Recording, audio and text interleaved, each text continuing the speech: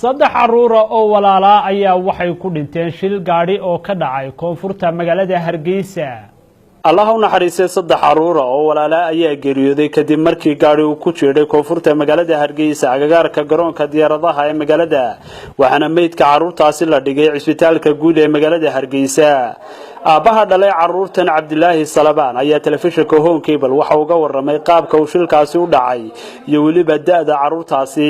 Walaal anigu meesha ma joogin saddex caruur gurigan kaga tagay iyagu nabad qaba dabeed anigu suuqa in baa lagu yiri saddexdii caruur haba way dhinteen dhakhtarkan ugu yimid markaa mid baa nafta ku soo gaadhay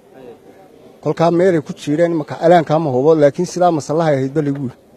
marka caruurtu way mise jirey ahaayeen caruurta taguun ilaa jirbeedo inaan baahay midna waxa ahaa 15 jir midna 13 jir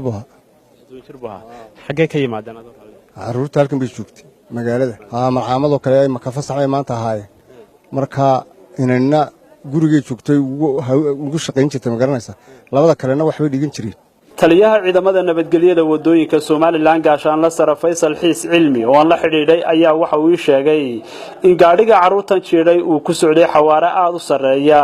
isla markaasna ay gacanta ku hayaan ninkii gaadhigaasi waday